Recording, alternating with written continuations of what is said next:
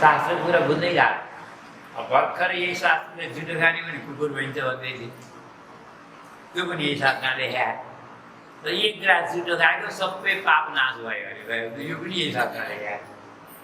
अब कौन कुरा पत्याउने भन्नु, एउटा कुरा त झुटो रहेछ भन्नुभयो नि, तर भनौँ शास्त्रमा कहिले पनि झुटो कुरा हो, दुइटै कुरा सत्य हो। दुइटै कुरा सत्य कसरी हो भन्नु हेर्नु, जुठो खानेवाला कुकुर भएर जन्म चाहिँ भने हो, अरू त के भने होइन। अरू त आफूले बुझ्न पऱ्यो नि कसरी र कसको, आफूले बुझ्न पऱ्यो कि नै। सुन्नुहोस्, अब पहिला कसको, एउटा अनाचारी, दुराचारी, व्यभिचारी, भ्रष्टाचारी, पापी, अधर्मी, पति, पामर जुठो, त्यो पनि भोकले, लोभले, मोहले, भयले, कुनै पनि परिस्थितिले खान्छ भने यसमा कोही शङ्का छैन, ध्रुव सत्य हो, त्यसलाई कुकुर भएर जन्मने। कसरी पर्याद राख्नु, दुराचारी, अनाचारी, व्यभिचारीको होइन, एउटा सदाचारी, एउटा अमलात्मा, निर्मलात्मा, सन्त महात्मा, भगवान चरणका अनुरक्त भक्तको, एउटा पवित्र आत्मा, निर्मल भक्तको यदि प्रसादी, त्यो पनि भोकले होइन, लोभले होइन, मोहले होइन, कुनै पनि भय परिस्थितिले होइन, मात्र श्रद्धाले, भावले, प्रेमले, प्रसाद सम्झेर विश्वासका साथमा मेरो कल्याण हुन्छ भन्ने आत्मविश्वासका साथमा प्रसाद सम्झेर लिन्छ भने त्यसको कुकुरको योनि होइन, त्यसलाई 84 लाख योनिबाट छुटकारा। अब दुईटै कुरा सत्य भयो कि, अब हामीले अझै बुझेनौँ भने अझै विस्तार गर्छौँ। जति हामीले मोहले भनेको थाहा, बाउ आमा छोरा छोरी वरिपरि बसेका छन्, बिचमा एउटै थाला पस्केका छन् है, चारै केटा एउटै थाला हिँड्दै खाँदै गरी छोरा छोरीको नाकाहरू बगेका है। आज बाबालाई घिन लाग्छ त भन्नु, कति मिठो हुन्छ झन् है। छोरा छोरीको जुठो त झन् अब हाल चिनी हालेर घिन लाग्ने। अझ एउटा इमान्दारले बताउँ, अर्काको बच्चा हो त भने त्यसरी खान सक्छ किन? बच्चा त एउटै हो नि होइन, यसैलाई भन्छन् मोह, किनकि आफ्ना बच्चामा मोह। त्यही भएर जुठो पनि घिन लाग्दै, रियल शान पनि घिन लाग्दै। आज अर्को कुरा भए नोकरहरू बिचारा मालिकका नोकरी गर्छ, उनीहरूले मिठो चोखो ल्याएर खान्छन्, बच्चे खुचेको नकाचाकालाई खाओला तिमीहरूले भनेर दिन्छन्, खालौँ भने नोकरीहरू निकाल्छ कि भन्ने डर छ। बिचारा मन नपरी मिठो नभए जुठो मुख फाली खानु पर्छ, डरले खानुपर्छ। त्यो भयो। अच्छा लोभले भनेको थियो, अब नोकर हो, मालिक कहाँ काम गर्छ, मालिकले त भनेको थियो लैजाऊ त बाहिर फालेर आऊ, कोही जानवरलाई दिएर भनेर पठाएको थियो। अब बिचरा त्यसो गुल्लो चिल्लो त्यसो मिठो चोखो कहिले खान पाएको थिएन, देख्न पाएको थिएन। मालिकले खाँदा मुखाबाट पानी आएको थियो, हेरिरहेको थियो, थालमा लिएर गएको, यसो यताउता हेर्नु कसैले देखाएन, गाडो पानी खा। बुझ्यौँ कि यसलाई के भन्छ? बिचरा लालच। अनि यस्तै कुनै पनि परिस्थिति अथवा भोकले मर्न आयो, अब प्राण झार्नलाई जहाँ मिले पनि जस्तो मिले पनि खानु पऱ्यो। त्यही भएर भनेको भोकले, लोभले, मोहले, कुनै पनि परिस्थितिले यी संसारीका प्राणीहरूको जुठो खान्छ भने कुकुर योनिमा जाने। एउटा कुरा परम सत्य। त्यसपछि त अर्को ग्रास खाएँ मैले, एउटा ग्रासमा सबै पाप सन्ताप नाश भयो। और जसै अर्को ग्रास खाएँ, मेरो त भगवानका प्रभुका चरण कमलमा मेरो त अखण्ड भक्ति लाग्यो। होइन त म संसारबाट पागल जस्तो भयो, मलाई सबैले पागल भन्नु, म त संसारको नजरमा पागल जस्तो। उच्च स्वरले भगवानको नाम संकीर्तन गर्दै हिँड्ने मान्छेले बहुला भने पनि मलाई त्यसैमा आनन्द आउँथ्यो। महात्माले कथा गर्न बसेँ, मलाई उठ्ने मन लाग्दैन, म बसेर सुत्ने। एक दिन के भयो, महात्मा सधैँ बिहान 4 बजे ढुङ्गा नुहाउन जान्थ्यो, मलाई छोडेर जान्छ भने मलाई रातभरि निदै लाग्यो। छोडेर जान्छ कि भनेर म त रातभरि जागेको। 4 बजी उठेर महात्मा जान्थेँ, म पनि पछि जान्थेँ। महात्मा डुबुल्की लगाएर नुहाउँथे, मैले पनि डुबुल्की लगाएर नुहाउँथेँ। बाहिर आएर महात्माले कपडा फेर्थे, कपडा लाएर तिलक गर्थे, द्वादश तिलक गर्ने, आमा झोलीमालाई भजन गर्ने। मेरो पासमा त्यो भजन पनि जग्गा थिएन, तिलक पनि थिएन, झोलीमालाई थिएन, के गर्नु। त्यो रामनामी ओढेर गर्थेँ महात्माले, मैले पनि रामनामी भने के होइन। म त रामनामी ओढेर बस्थेँ, एक माटो बालु कुटीको लाउँथेँ, अनि मैले ऋतु हात त्यस्तै, मलाई त्यो ऋतु हात त्यस्तो हल्लाउँदा पनि कस्तो आनन्द, बहुत आनन्द, बहुत आनन्द। अरू साँच्चै भनौँ भने 4 महिना कतिखेर बितेर गयो मलाई थाहै भयो। मलाई त एक दिन अकस्मात अब थाहा भयो त्यो महात्माले बोरिया बिस्तर बाँधेर हिँड्न थाले। मैले त एउटा महात्माको चरण समातेर रुन लागेँ, छोडिनँ कि जुगो गरे जस्तो एउटा महात्माको चरणमा बिटाले साँतेर रुन लागेँ।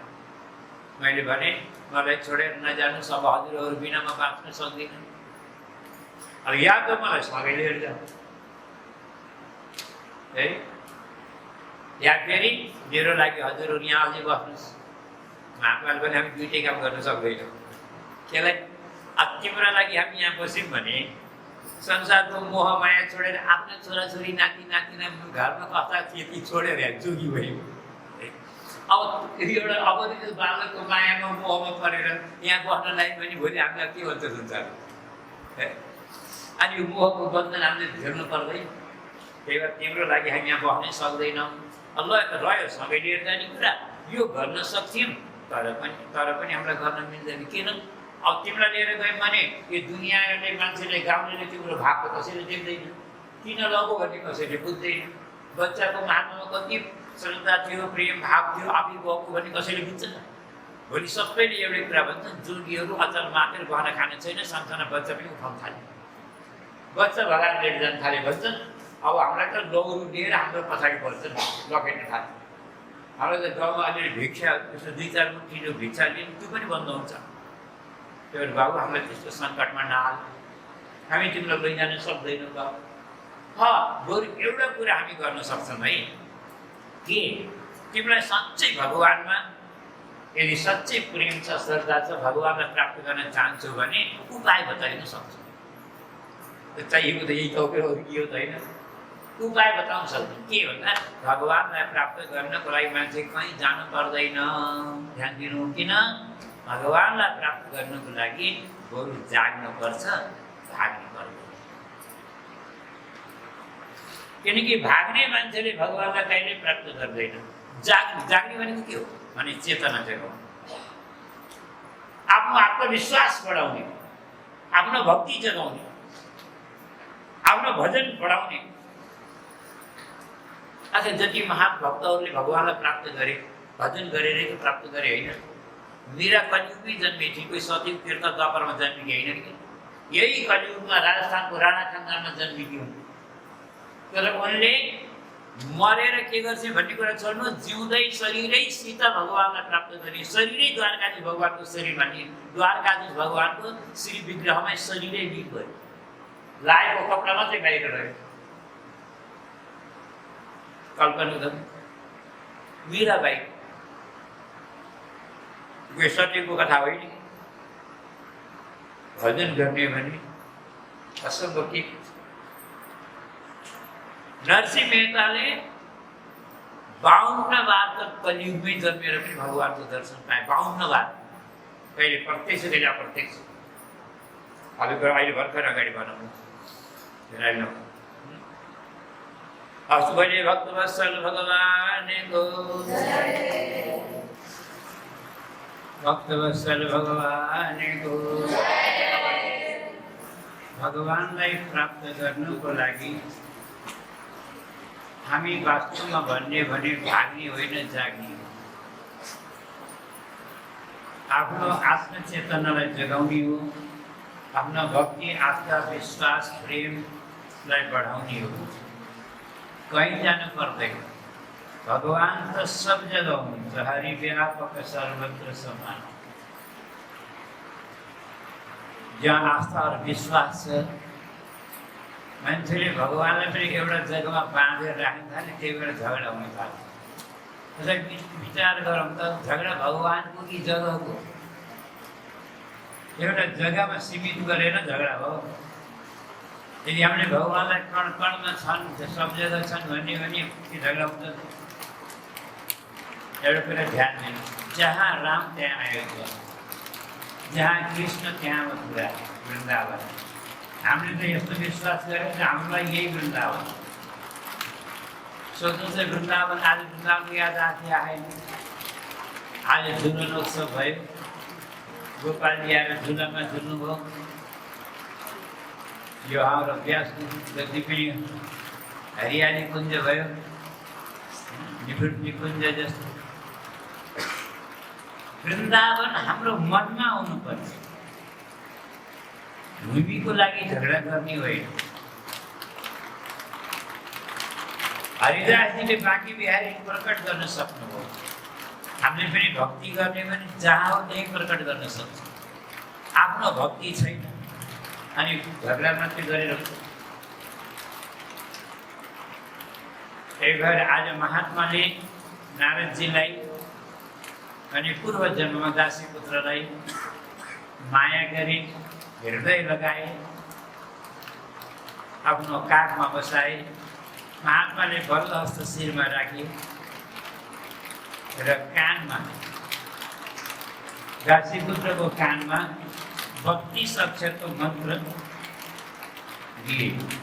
मन्त्र बोले, ओम नमो भगवते तुभ्यं वासुदेवाय धीमहि प्रद्युम्नाय निरुद्धाय नमः शङ्करशनायकः। नारदजीले चित्रकेतुलाई दिएको मन्त्र र यहाँ महात्माले नारदजीलाई दिएको मन्त्र एउटै हो। छैटसम्ममा यहाँ केवल एक ठाउँमा ओम नमो भगवते तस्मै, एक ठाउँमा नमो भगवते तुभ्यं, यति फरक छ। बाँकी वासुदेवाय धीमहि।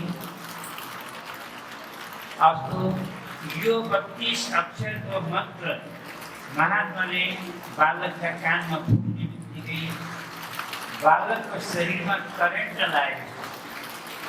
एकदम शरीर पुलकित भयो, शरीर रोमाञ्चित भयो, कण्ठ अवरुद्ध भयो, वाणी गदगद भयो। चरणमा साष्टाङ्ग प्रणाम गरे, महात्माको परिक्रमा गरे, आशीर्वाद दिएर महात्माको प्रस्थान गरे। बिहारीले सोध्नुहुन्छ, नारदजी त्यसपछि हजुरले के गर्नुभयो?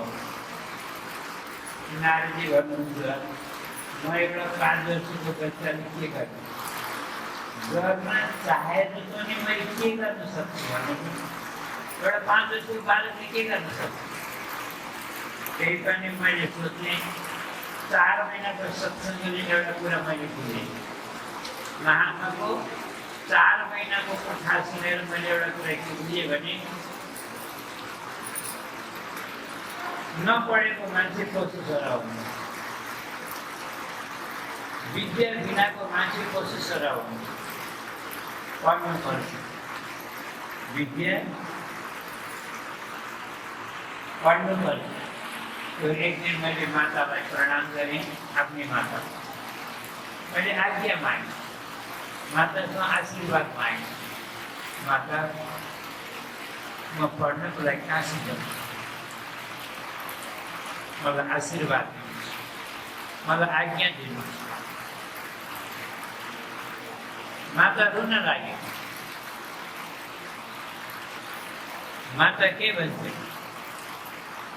एउटा त छोरो छ, त्यो पनि 5 वर्ष, त्यो पनि 5 वर्षको नहुँदै आमालाई छोडेर काशी जान्छु भन्छ। अनि मैले कसको मुख हेरेर यहाँ भने के को लागि बाँच्नु? रुन लाग्यो। मैले सोचेँ, व्याख्या अब एउटी आमालाई रुवाएर के पर्दैन भएको मन मार्यो। महात्माले मलाई आशीर्वाद दिएर जाने बेलामा धन्यवाद थियो बाबु भजन गरेर कल्याण हुन्छ पढ्नभन्दा पनि ठुलो कुरा हो भजन अब मैले बिहानै बिहानै स्नान गरेँ तिलक गरेँ महात्माले झोलीमाला दिएर गएको भजन गर्छु भनेर बसेँ आचमन गरेँ जसै मैले एक माला भजन गरेँ एक माला मैले जसै भजन गरेँ आँखा उघारेर हेर्छु भन्दा त मेरी आमा त मेरो अगाडि बसेर धुरु धुरु रोइरहेको माताश्री हजुर किन रुनुभयो भनेको त के भन्छन् एउटा त छोरो छ त्यही पनि 5 वर्षको नहुँदै जोगी जस्तो झोलीमाला लिएर बस्छ अब यो भोलि जोगी भयो भने मैले कसको पुगेँ कसको सहारामा बाँचेँ मैले भजन गर्न पनि छोड्छु अब आमालाई रुवाएर के भजन तर एक दिन के भयो मेरी माता गाई धुन भनेर बिहान सबेरै उज्यालो पनि नहुँदैन अँधेरी हातमा बाल्टी लिएर गोठमा गौशालामा गाई दुहुन भनेर गइरहनु भएको थियो बाटोमा कालो नाग रहेछ सर्प अँधेरामा माताले देख्नु भएन कुल्चनु भयो अनि सर्पलाई कुल्चेपछि के हुन्छ सबैलाई थाहा भएन सर्पले मेरी मातालाई डस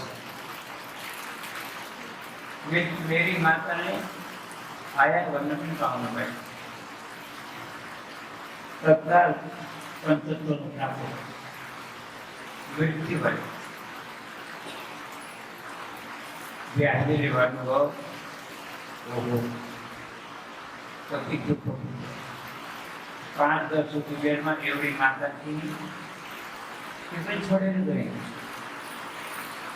हजुर त कति रुनुभयो होला है नारदले भन्नु के गर्नुभयो मैले पनि धेरै रुन खोजिहालेँ बहुत रुन्छु भनेको आँखाबाट आँसुको टोक्दै आयो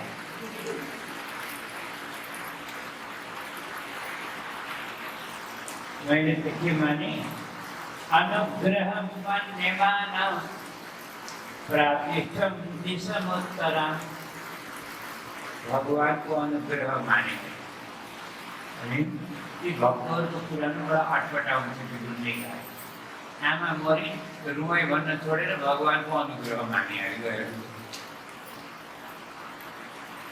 घुम्न निकाल्नु छ यो त उल्टो होइन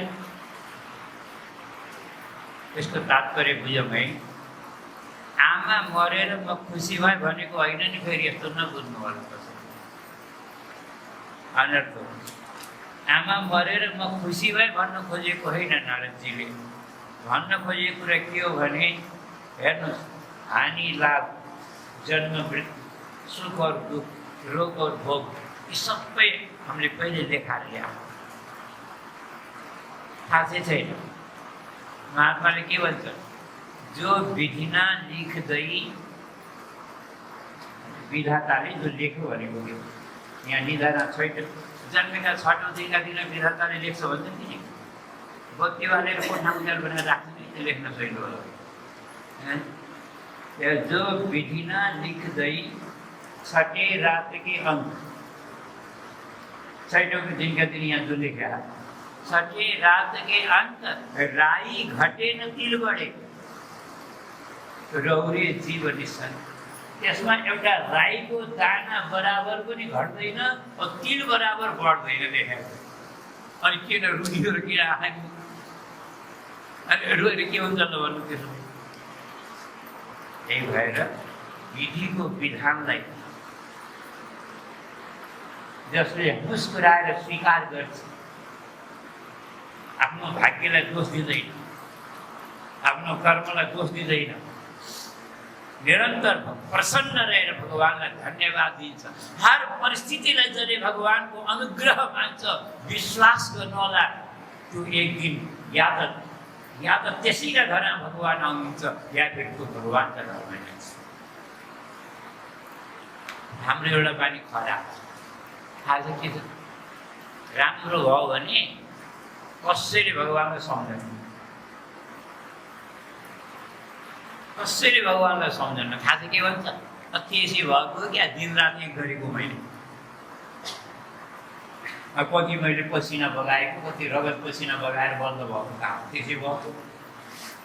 भगवानले गरेको भन्दैन, मैले दिनरात एक गरेर भएको भन्छु, राम्रो भएको भएन।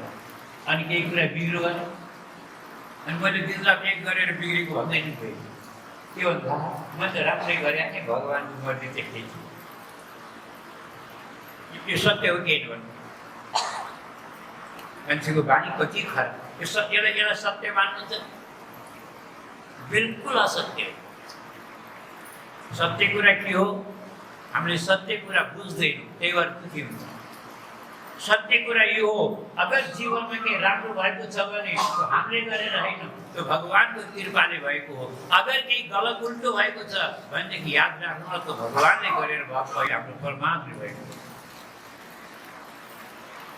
यति कुरा मात्रै समझमा आउँछ भने मान्छे जिन्दगी कहिले दुःखी हुँदैन। यही कुरो हो।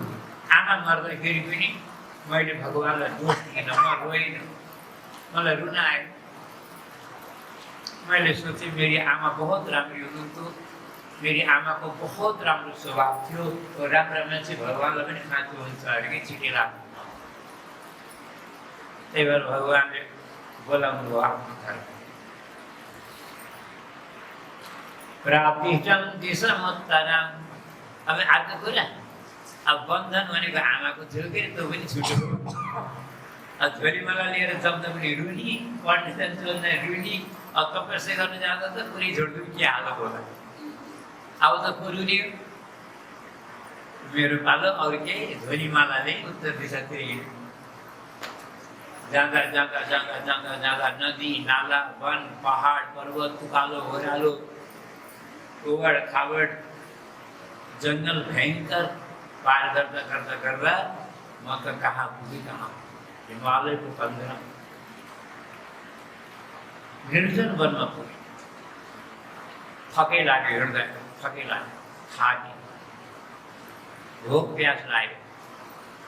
एउटा जलाशयमा गएर एउटा जलाशय भेटाएँ बाटो, त्यहाँ गएर मैले हात खुट्टा धोएँ।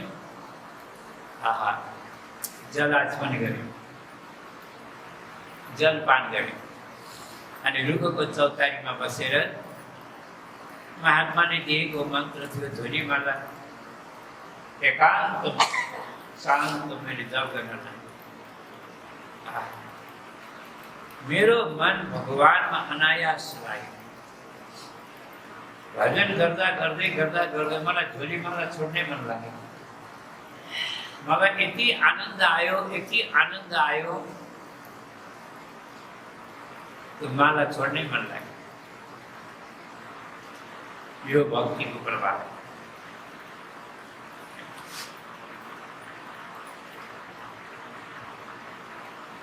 भगवानको कृपा भनेको के हो? भगवानले म कृपा गर्न आएँ भन्दै कहिले यहाँ सङ्घ चक्र गदा पत्रेर आउनु होइन। सम्झनु, भगवानको कृपा भनेको बिहान बिहान उठेर नुहाएर झोलीमाला लिएर बस्नु, छोड्नै मन लाग्दैन भने यही हो। कतिलाई त कहाँको झोलीमाला लिएर बस्ने बित्तिकै सबै काम याद आउँछ, कतिखेर पूजा गरेर फालेर भागेर। अब होइन भने त्यही बेला कसैले अगाडि चाय नास्ता ल्याएर राखिदियो भने के को भजन गर्ने, एउटा माला एउटा मन्त्र पढ्ने, चावडा माला जान सर्छ। अनि कतिखेर माला पुरा हुन्छ र हवन गरौँला। अनि यति सम्झौँ कहाँबाट के हो। हामी भजन गर्दा गर्दै हृदय सिन्मिसन हरि भगवान श्री हरिको दिव्य अलौकिक सुन्दर झाँकी छवि मेरो हृदयमा प्रकट भयो। म कहाँ छु, म को हुँ, म के गर्दैछु भन्ने कुराको मलाई होस्थित केही पनि रहेन। मेरो समाधि लाग्यो, मेरो समाधि लाग्यो। परन्तु यो आनन्द, यो दिव्य आनन्द धेरै बेर रहेन, बस एकछिन तुरुन्तै भगवानको झाँकी अन्तर्ध्यान भयो। मैले दोबारा त्यो झाँकीलाई प्राप्त गर्नको लागि धेरै प्रयास गरेँ, कोसिस गरेँ, तर मैले दोबारा त्यो झाँकी पाउन सकिनँ। मैले त्यो झाँकी पाउन सकेँ। आकाशवाणी भयो। आकाशवाणीले के भन्यो? एक कुरा छ, हन्तास्मिन् जन्मनि भवान् मामां द्रष्टुमिहार्हति अविपक्वकषायाणां दुर्धर्षोऽहं योगिनः। बडा दुःखको कुरा छ, बाबु तिमीले दोबारा मेरो दर्शन पाउँदैनौ। एक बार त मैले तिम्रो उमेर हेरेर, तिम्रो अवस्था हेरेर, तिम्रो आस्थालाई, तिम्रो प्रेमलाई, तिम्रो विश्वासलाई देखेर मैले तिमीलाई कृपा गर्नको लागि दर्शन दिएको हो। तर दोबारा मेरो दर्शन अब प्राप्त गर्न सक्दैनौ यो जन्ममा। किन? किनकि अविपक्वकषायाणां दुर्धर्षोऽहं अपरिपक्व योगीको लागि, बुझ्नुहोस् है, अपरिपक्व योगीको लागि मेरो दर्शन दुर्लभ छ। यसको अर्थ बुझ्यौँ? अलिक गाह्रो छ है। एउटा उदाहरण दिएर बुझामै त, जस्तै नपकाएको काँचो घैँटोमा पानी खर्छ। काँचो घैँटो भनेको त जाने हामी हाल्दैन। कुमार्नेले बनाएको घैँटो आगामा नपकाउँदासम्म घाममा जति सुकाए पनि त्यो घडालाई के भन्छ? काँचो घडा। एउटा मान्छे घडा किन्न गएछ कि जेठको महिनामा, चिसो पानी खान, कुमालेका दोकान, कुमालेका कारखाना, वहाँ त सैकडौँ हजारौँ मटका राखे, घडा, बढिया घडा छाने, देख्दा राम्रो नपकाएको घडा झन् राम्रो देखिन्छ। भाउ सोधे त मूल्य सोध्यो। कुमारले अब किन भन्नुहोस् न, काँचो घडा अब उसले रोज्यो त आफ्नो मर्जी, त्यही रोजेर लानु खोजेर कुमारले पनि सोच्यो होला काँचो घडा चाहियो। हजुर यसको मूल्य यति, पैसा बुझाउ लिएर आएको, बाटा खुसी राख, भोलि त ठन्डा पानी, साँझ घैँटा पानी राख, भरेर राख, बिहान डोका लिएर सार्ने जान्छु भन्दा घैँटो पनि छोइनु पानी थियो। काँचो घैँटा पानी भन्छ, घैँटो त बलेर काट्यो। त्यस्तै यो शरीर पनि एउटा घैँटा हो, माटाले बनेको। यो शरीर माटाले बनेको केही होइन कि कसैले सुन चाँदीको भनी ठान्नु है कि आफ्नो शरीर होइन होला नि। यो शरीर पनि हेर्नुहोस्, पृथ्वी जति बाहिर आकाशले बनेको कच्चा घडा हो। यसमा भगवानको दर्शन रूपी जल, निर्मल जल फेर्न सक्दैन। भगवानको दर्शन रूपी जल यसमा रोक्नको, ठेर्नको लागि के गर्नुपर्छ थाहा छ? यो घैँटालाई पकाउनु पर्छ। पकाउनु पर्छ भनेको सुनेर फेरि घर गएर साँझ सबैले चुलाएर राख्नुलाई जोडियो। भोलि फेरि अर्कै घटना घट्ला, राम्रै पक्राउन आउँदैन।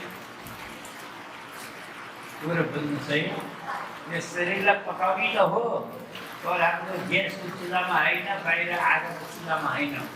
कुन चुलामा भन्नु त? भगवानको विरह रूपी अग्नि हृदयमा प्रज्वलित गर्नु। अरू आत्मालाई त्यो विरह रूपी अग्निमा यति तपाउन पर्यो, यति तपाउन पर्यो कि सम्झनुहोस्, आत्मा जति तप्छ नि त्यति शरीर पाक्छ। अब यो कुरा मान्नुहुन्न, विश्वास गर्नुहुन्न भने म एउटा उदाहरण दिउँ है। आज यदि कसैले वृन्दावनको त्यहाँ निधिवन भन्ने ठाउँ छ, यहाँ हरिदास स्वामीले बाँके बिहारीजीलाई भजन गर्दा गर्दै त्यहाँ प्रकट गर्नु। बाँके बिहारीजीको प्राकट्य भूमिलाई निधिवन भन्छ, निधिवन छ, त्यही बाँके बिहारीजी प्रकट हुनुभयो। त्यहाँ यदि आजको दिन आज कोही मान्छे रातिमा गएर त्यहाँ लुकेर बस्छ भने, पहिला कुरो त्यहाँ बस्न पाइन्न। त्यहाँ राति चौकीदारले ढोका लाउने बेलामा पुरा मान्छे खेलेर बाहिर निकालेर मलाई ढोका लाउँछ।